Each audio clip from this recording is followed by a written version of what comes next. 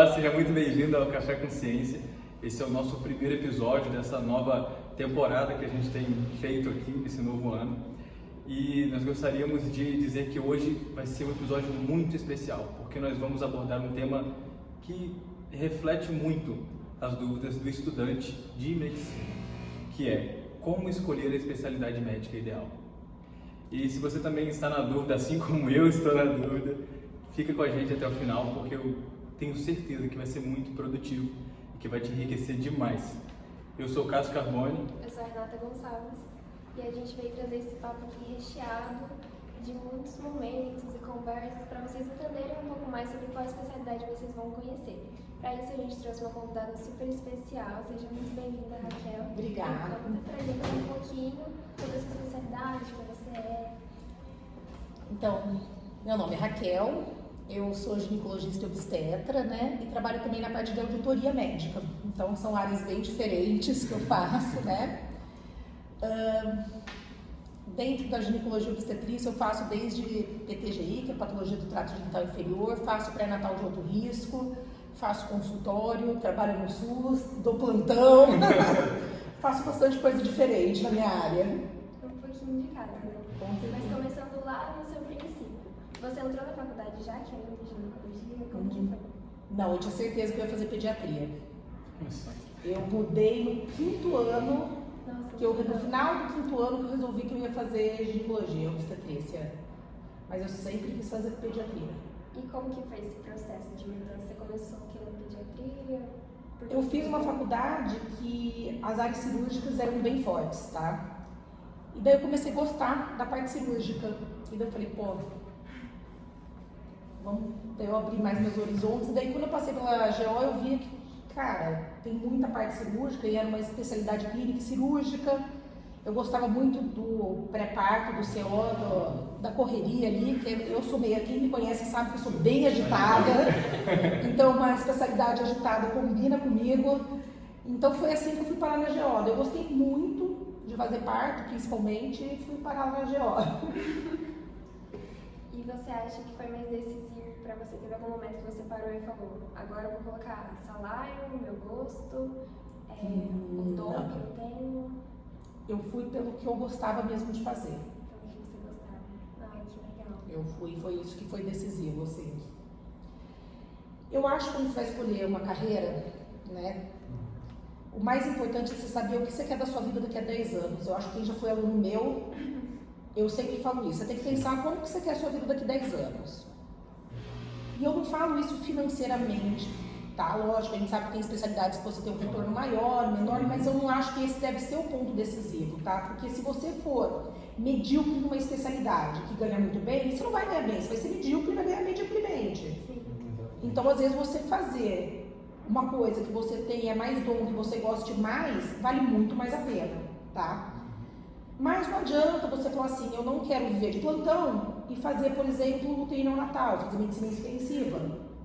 Então, você tem que pensar lá na frente como que você quer, qual que é o estilo de vida que você quer para você conseguir achar. Porque dentro da medicina, gente, tem todos os estilos de vida. Tem as pessoas que vivem de plantão, tem as pessoas que só fazem consultório, tem as pessoas que fazem centro cirúrgico. Então, tem tudo isso pra gente explorar, né? Só que daí você tem que saber o que você quer pra você andando até lá. O caminho não vai ser fácil em nenhuma delas. Entendeu? E você não pode levar a residência em consideração. Tipo assim, a residência é muito puxada. Tá, mas a residência pode ser mais puxada porque a residência acaba. E daí você tem que pensar dali 10 anos. O começo de qualquer uma vai ser difícil. Dentro dessa história que você tem, né, de escolha, qual foi uma experiência que te marcou, assim? Você falou, cara, é isso aqui que eu quero fazer, é por isso que eu tô aqui. Você lembrou? Foram várias, inúmeras. Antes de eu escolher GO ou depois? Antes, depois, o que for mais memorável para você? Pensando, né? Gente, assim, participar de nascimento pra mim não importa quantos partos eu já fiz, é sempre muito legal. Eu sou uma pessoa que eu me envolvo muito com o paciente, então você acompanhar o pré-natal, ficar 9 meses acompanhando, tem pacientes minhas que viraram minhas amigas, entendeu? Tipo, de ligar pra tomar café. que fala, nossa, doutora, 9 meses, agora eu quero continuar te vendo, como que a gente vai fazer? No final ainda vai toda semana, e agora? Como que a gente vai resolver isso? Gravidade não.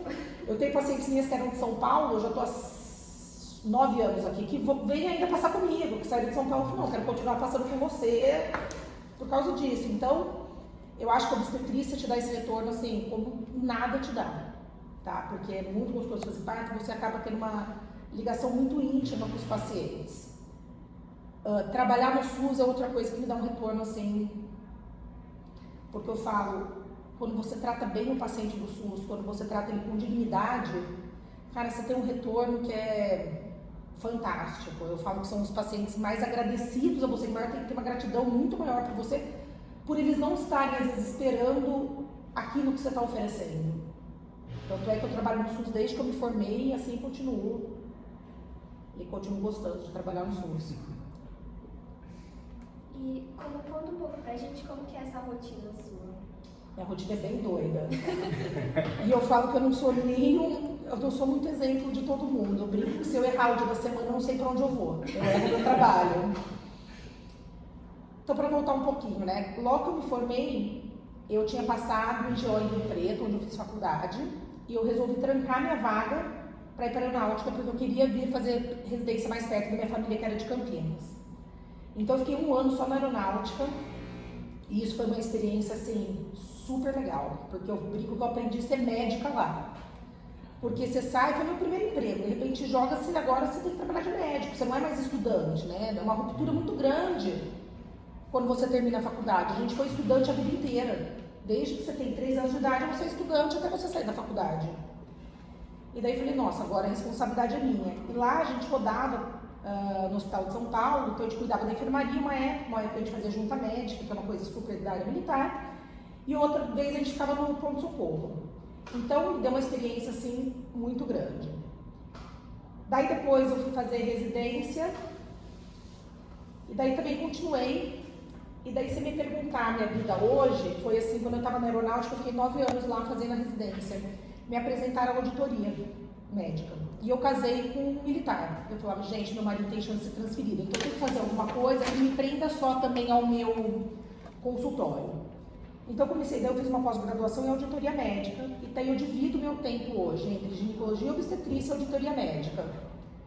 Então eu sou médica auditora da Unimed, aqui de São José dos Campos, e de Baiúna, uma outra firma que eu contraaudito, convênio. Daí eu faço consultório, eu dou plantão no Vivale, de ginecologia e obstetrícia. Eu dou aula aqui, e daí aqui eu dou aula de tudo, né? Porque eu faço HL, então te dá um pouquinho de cada coisa. No SUS, eu agora não estou mais fazendo, mas eu fazia pré-natal de alto risco, e hoje no SUS eu só faço a parte de patologia do trato genital inferior, tanto no AME quanto na VILA. Eu faço o que a gente chama da parte de colposcopia e de HPV.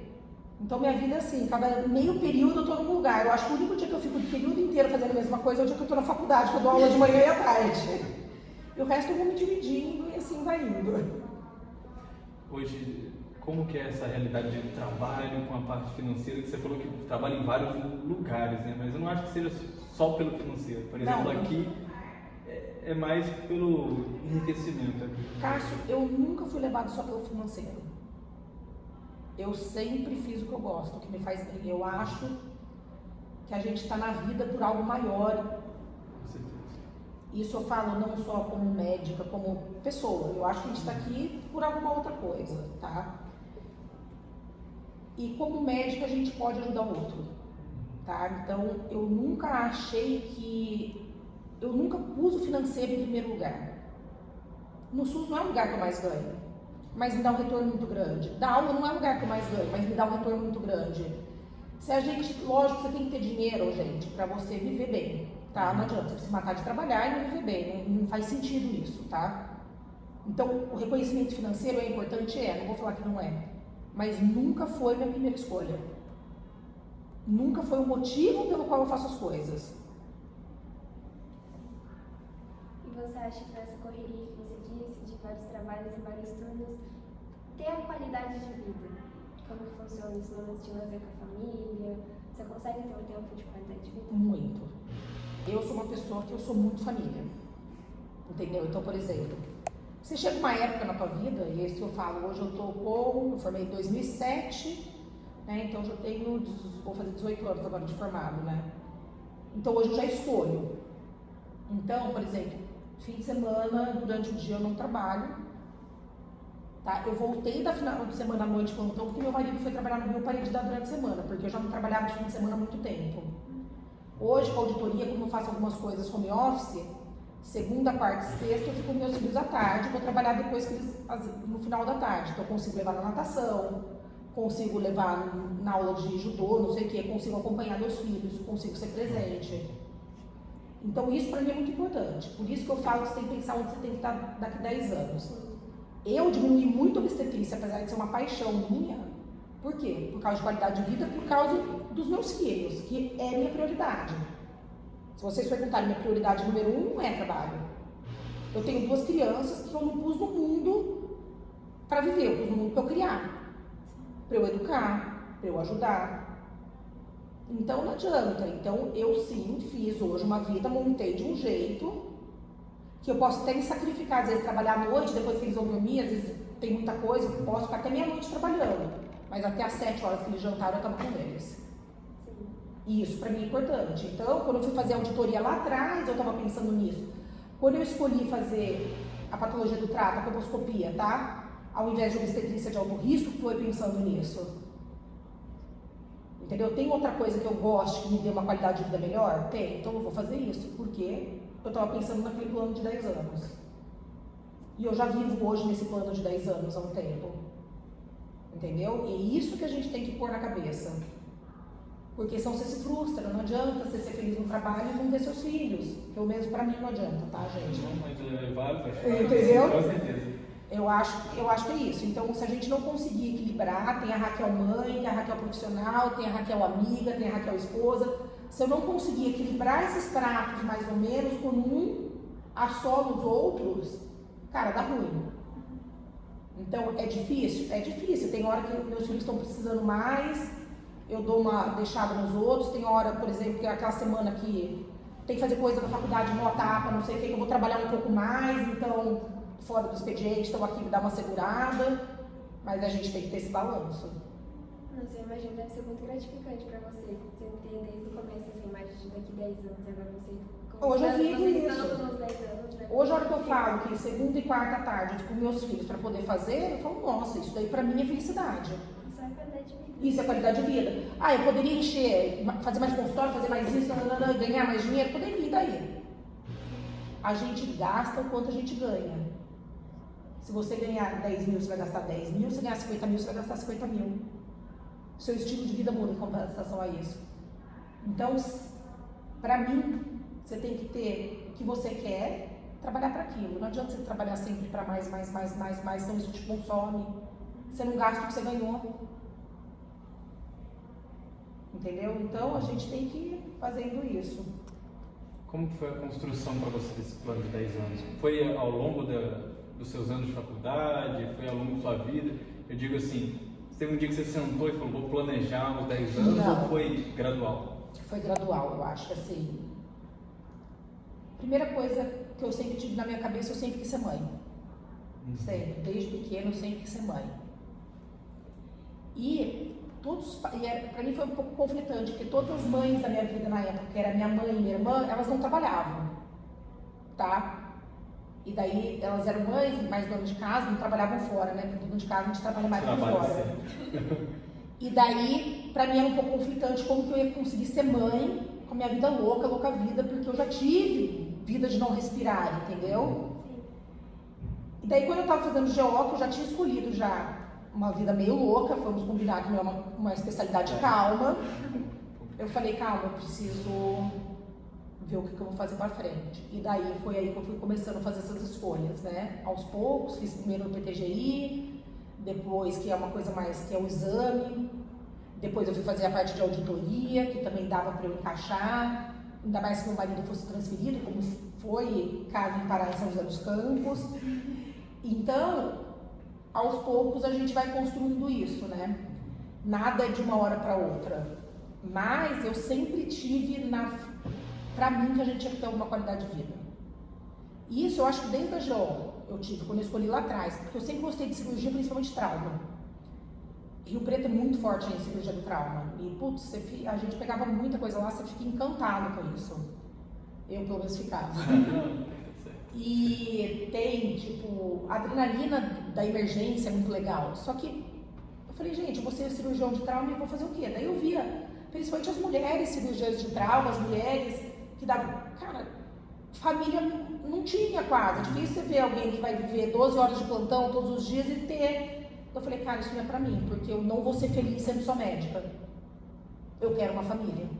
Então, acho que desde essa daí, eu falei, eu fui escolher uma outra especialidade cirúrgica que englobava mais isso. Foi aí que eu fui parar no GO. E pensando nessas especialidades, então você acha que tem um perfil ideal para cada especialidade nas suas que você tem? Você imagina que teria algum perfil? Eu acho que você tem que ter um gosto por aquilo que você faz. Eu pego pessoas que fizeram GO que são totalmente diferentes, né? A gente tem, como tudo, né? Você tem um perfil, a gente brinca, a hora que você começa a ver os alunos, você sabe quem tem perfil mais clínico, tem perfil mais cirúrgico, tá? Até pela forma de pensar, tá? Na forma de fazer a anamnese. Você começa a ensinar as pessoas, você vê que uns são mais objetivos, os outros gostam mais de abrir o leque. Isso é diferente das especialidades, não adianta. É a mesma coisa você falar, quem faz história, quem faz engenharia, tem perfis diferentes de pessoas. E dentro das especialidades médicas vai acontecer exatamente isso. Então, a gente tem um perfil diferente em todas as especialidades, tá? Mas você tem que gostar do que você faz. Gente, é muito chato trabalhar com o que você não gosta.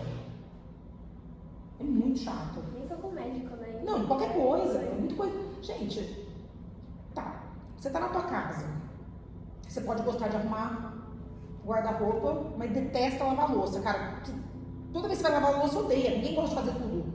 Eu sou o contrário, por exemplo. Eu prefiro limpar a casa inteira do que guardar uma roupa no guarda-roupa. Eu odeio arrumar. Então você vai fazer melhor limpeza do que arrumação. E é perfil de gente. E assim vai na medicina também. Você acabou de falar da questão do perfil. Alguns são mais amplos, alguns são mais clínicos. Qual recomendação você daria para a pessoa se direcionar melhor? Porque eu acho que a questão do autoconhecimento, ela impacta muito. Assim. Eu sei que eu estudei com você também e tive o privilégio de amadurecer bastante nesse processo, de entender para qual lado que eu queria ir. Meu maior conselho é fique aberto a tudo. Experimente tudo, tá? As pessoas às vezes entram com uma ideia fixa. Eu quero fazer tal coisa e só dá importância àquilo. Não se dá nem a oportunidade de conhecer outra coisa. E a gente, antes de entrar na medicina, a gente sabe muito pouco sobre as coisas. Você sabe sobre as especialidades, o que a gente sabe é muito superficial sobre aquilo que a gente sabe da especialidade. Então, às vezes, quando você conhece outra coisa, você se apaixona por outra coisa que você não achou que ia gostar. Então, eu falo, você tem que abrir oportunidade para você gostar das outras coisas. Inclusive porque você abrindo, você aprende as outras coisas, eu tenho certeza que você vai aplicar em qualquer especialidade que você vá. Eu brinco, né, com vocês, eu falo, nossa, eu dei HM1, HM2, HM3, HM4, né, então a gente passa por tudo. E eu falo, cara, ainda bem que eu tive uma boa formação, que eu me deixei aprender tudo, porque eu consigo discutir com vocês casos de tudo quase. Então isso vem por quê? Porque eu estava aberta a aprender, eu estava aberta a conhecer. E quando você conhece, você pode falar, isso eu odeio, isso aqui jamais vou fazer. Por exemplo, eu não gosto de otorrino, eu odeio boca, eu odeio catarro, eu odeio nariz. Por mais que seja uma especialidade cirúrgica, eu tinha certeza que eu não ia fazer. E vou falar, ganha muito melhor que GO, tem qualidade de vida muito melhor que GO. Só que, cara, eu não gosto de boca catarro, vou fazer o quê no otorrino? Então, pensando nesse experimental, você acha que a Liga ajuda bastante nesse processo? Você participou de bastante Liga? Participei, mas pra mim o que mais ajuda é o internato. O internato. Porque é onde você vive um pouco de cada coisa. Você conhece os pacientes de cada lugar. O paciente da reumato é diferente, por exemplo, do paciente da pneumo. E são duas especialidades clínicas. O perfil de paciente muda também. Que é diferente do paciente da GO, que é diferente, óbvio, da pediatria. Que é diferente. Então, a hora que a gente vai fazendo isso, você começa a se identificar com aquilo, com aquele paciente que você gosta de tratar. Eu, por exemplo, não gosto de doenças crônicas, reumatológicas, por exemplo. Então, o paciente para mim não vai, entendeu? Então, você vai se identificando também com aquilo, entendeu? Então, por isso que eu falo. Então, se você está aberto, você consegue escolher. Se você não está, você não consegue aproveitar o que o mundo da medicina tem a te oferecer. Que é muita coisa. Que é muita coisa.